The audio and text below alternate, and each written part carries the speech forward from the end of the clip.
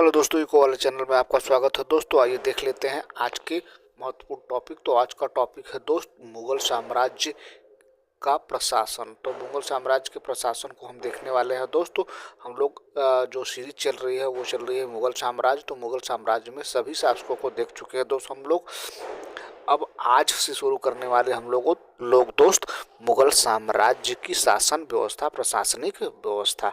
तो आइए देख लेते हैं दोस्त कि मुगलों की साम्राज्य और सामाजिक व्यवस्था कैसी रही है। ठीक है दोस्तों, आइए देख लेते हैं। सबसे पहले मुगलों का राजत्व सिद्धांत क्या था दोस्त, आइए देख लेते हैं।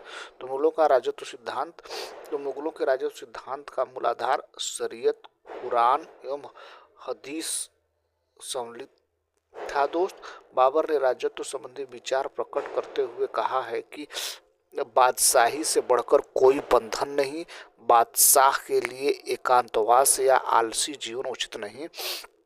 बाबर ने बादशाह की उपाधि धारण करके मुगल बादशाहों को खलीफा के नाममात्र से आधिपत्य से भी मुक्त कर दिया। अब वे किसी विदेशी सत्ता अथवा व्यक्ति के अधीन नहीं रह गए हैं। हुमायूं बादशाह को पृथ्वी पर खुदा का प्रतिनिधि मानता था। उसके अनुसार सम्राट अपनी प्रजा की उसी प्रकार रक्षा करता है जिस प्रकार ईश्वर पृथ्वी से समस्त प्राणियों की रक्षा करता है। अकबर कालीन मुगल राजत्व सिद्धांत की स्पष्ट व्याख्या अबुल फजल ने आईने अकबरी में की। अबुल फजल ने अकबर कालीन राजत्व का विवेचन करते हुए लिखा है कि राजत्व ईश्वर का अनुग्रह है। यह उसी व्यक्ति को प्राप्त होता है जिस व्यक्ति में हजारों गुण एक साथ विद्यमान हो। अबुल फजल के अनुसार राज सत्ता परमात्मा से फूटने वाला तेज और विश्व प्रकाशक सूर्य की एक किरण है। आगे देख लेते हैं दोस्त, आइए।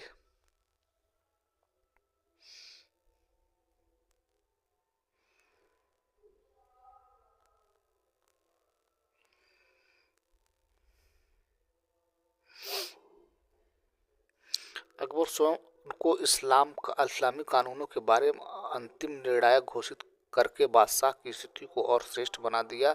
अकबर राजतंत्र को धर्म एवं संप्रदाय से ऊपर मानता था और उनसे रूढ़िवादी इस्लामिक सिद्धांत के स्थान पर सुलह की नीति अपनाई। जबकि औरंगजेब ने राजतंत्र को इस्लाम का अनुचर बना दिया। औरंगजेब यद्यपि भारत में परंपरागत रूप से चल रहे मुस्लिम कानून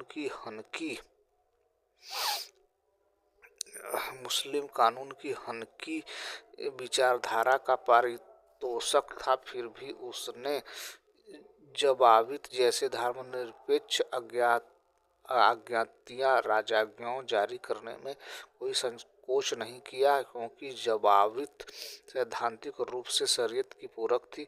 मुगल बादशाहों ने निसंदेह बादशाह के दो कर्तव्य माने थे, जहां बानी राज्य की रक्षा और जहांगीरी अन्य राज्यों का अधिकार। आगे देख लेते हैं मित्र। आगे अबुल फजल जिस राजस्व सिद्धांत का समर्थन किया उसके अनुसार बादशाह ईश्वर का प्रतिनिधि तथा पृथ्वी पर ईश्वर का दूत होता है और ईश्वर ने उसे साधारण मानव की अपेक्षा अधिक बुद्धि और विवेक प्रदान किया है। आगे देख लेते हैं दोस्त नेक्स्ट।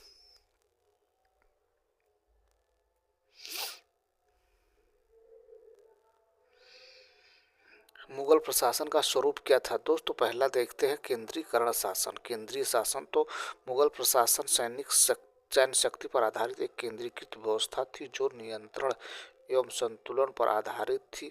मुगल प्रशासन भारतीय तथा गैर भारतीय विदेशी तत्वों का सम्मिश्रण था। दूसरे शब्दों में कहें तो यह भारतीय पृष्ठभूमि में अरबी फारसी पद्धति थी। मुगल कालीन प्रशासन में अधिकार का बंटवारा दावेदार और दीवान के बीच मिस्र के शासकों द्वारा अपनाई गई प्रणाली पर आधारित था। राजत्व प्रणाली की दो पद्धतियां अति प्राचीन हिंदू तथा अरबी सिद्धांतों का परिणाम थी, जब मनसबदारी व्यवस्था मध्य एशिया के ग्रहण की गई थी। मुगल साम्राज्य चूंकि पूर्णतः केंद्रीकृत था, इसलिए बहादुर शाह की शक्ति असीम होती थी। फिर भी प्रशासन की गतिविधियों को चलाने के लिए मंत्रिपरिषद होती थी। आगे देख लेते हैं दोस्त। आगे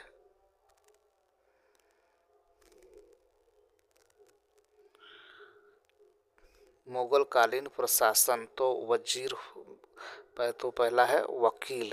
तो बाबर और हुमायूं के समय वजीर का पद महत्वपूर्ण था दोस्त। यह साम्राज्य का प्रधान होता था। इसे सैनिक तथा असैनिक दोनों मामलों में असीमित अधिकार प्राप्त थे। अकबर के काल में मुगल प्रधानमंत्री को वकील कहा जाने लगा था। अकबर के शासनकाल में आरंभिक वर्षों में बैराम खान ने वकील के रूप में अपने अधिकारों का दुरुपयोग किया था।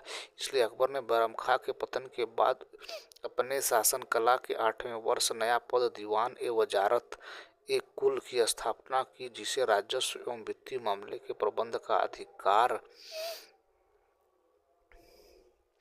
अधिकार प्रदान किया गया दोस्त।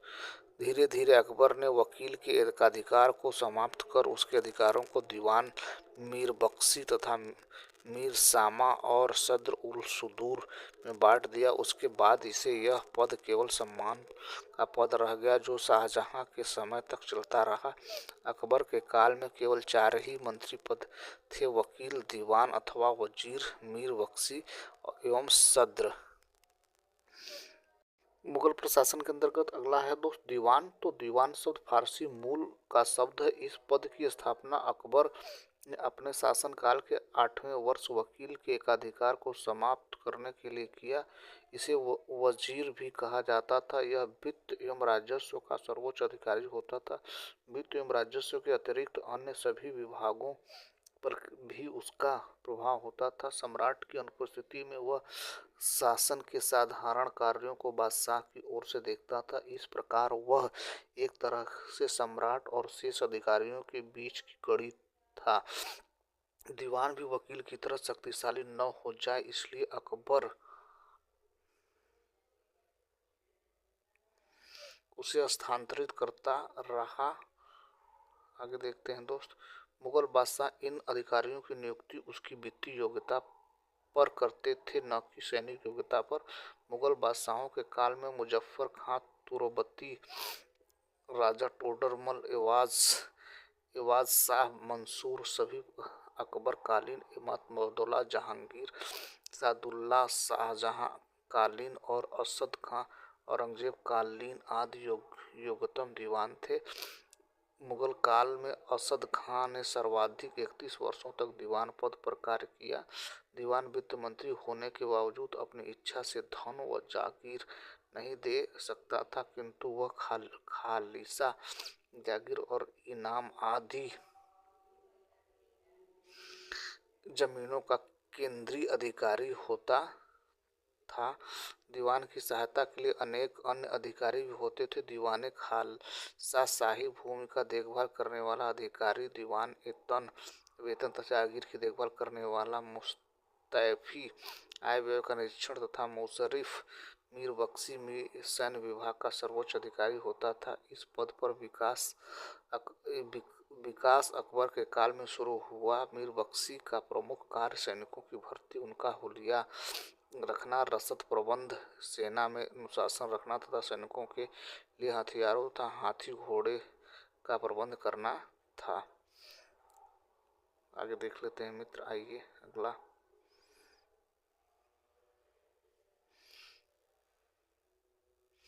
इसके अतिरिक्त वह शाही महल की सुरक्षा और का उत्तरदायित्व वहन करता था।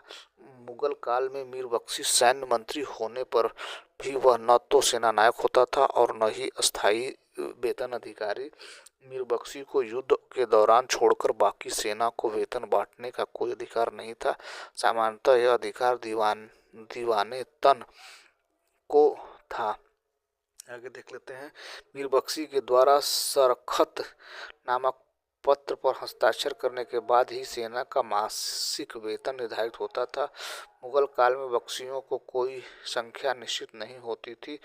औरंगजेब के शासनकाल में अंतिम दौर में मुगल साम्राज्य का अधिक विस्तार हो जाने के कारण 4 बख्शियों को नियुक्त करना पड़ा था। आगे मीर बख्शी स्वयं उच्च श्रेणी का मनसबदार होता था और वह मनसबदारी व्यवस्था को सुचारू रूप से चलाने के लिए उत्तरदायी होता था। मीर बख्शी के दो अन्य सहायक बख्शियसे हुजूर व बख्शियसे शाहगिर्द पेशा होते थे। प्रांतों में वाकया नवीस मीर बख्शी को सीधे सूचना देते थे। अगला देख लेते हैं दोस्त नेक्स्ट, मीर ए सांबा। मीर ए सामा, तो मीर ए सामा कौन होता था दोस्तों, आइए देख लेते हैं। अकबर ने अपने शासनकाल में इस पद की स्थापना की थी। मीर ए सांगा घरेलू मामले का प्रधान होता था। वह सम्राट के परिवार महल तथा उसकी सैनिक आवश्यकताओं की पूर्ति करता था। यह पद बहुत ही विश्वासी व्यक्ति को दिया जाता था। मीर ए सामा के पास साम्राज्य के अंतर्गत आने वाले कारखानों के संगठन और प्रबंध का स्वतंत्र प्रभार होता था। उसके अंतर्गत आने वाले अधिकारी थे दीवाने बयूतात, मुखरिफ, दरोगा और तहवीलदार। अंतःपुर के सभी महत्वपूर्ण एवं खगोलीय कार्य दरोगा के हाथों में संपन्न होते थे। दस्तूर उल अमल में मीर ए सामा अधिकारी कहा गया। शाहजहां के काल में तक इस अधिकारी को मीर ए सामा कहा जाता था, किंतु औरंगजेब के काल में इसे खाने समा कहा जाने लगा। आगे देख लेते हैं दोस्त, आगे भैया सद्र उल सुदूर, आइए देख लेते हैं भैया सद्र उल सुदूर क्या कौन सा अधिकारी होता था दोस्त, तो सद्र उस सुदूर से सद्र एक कुल कहा जाता था। यह धार्मिक मामले बादशाह का सलाहकार होता था। उसका प्रमुख कार्य दान पुण्य की व्यवस्था करना, धार्मिक शिक्षा की व्यवस्था करना, विद्वानों को कर मुक्त भूमि व वजीफा प्रदान करना तथा इस्लामिक कानूनों के पालन की समुचित व्यवस्था करना था। आगे देख लेते हैं मित्र अगला,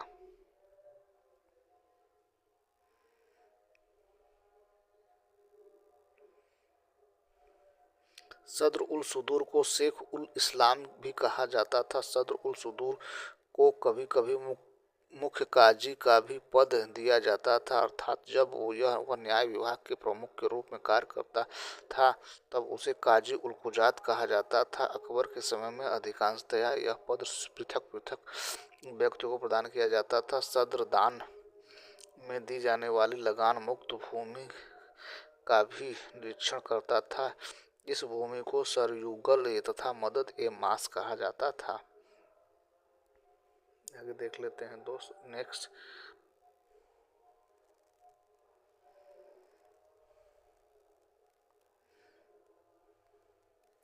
सद्र उल सुदूर बादशाहों या शहजादों द्वारा धार्मिक व्यक्ति, विद्वानों तथा महंतों की दी गई कर मुक्त भूमि की देखभाल करता था तथा उसमें संबंधित मुकदमों का फैसला भी करता था।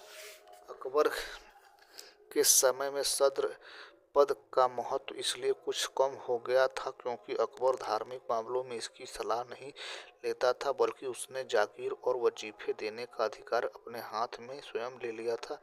जहांगीर के शासनकाल तक सद्र पद अपना अधिकांश प्रभाव खो चुका था। बाद में इस पद को वह सम्मान और अधिकार कभी न प्राप्त हो सका। मुगल काल में अन्य अधिकारियों के विपरीत सद्र का हस्तांतरण नहीं होता था। सद्र द्वारा जीविकोपार्जन हेतु दी जाने वाली नकदी को वजीफा तथा कर मुक्त भूमि को सरयुगल या मदद ए मास कहा जाता था। 1578 में प्रांतों में भी सद्र की नियुक्ति किए जाने लगे, जिससे केंद्रीय सद्र का अधिकार समाप्त हो गया।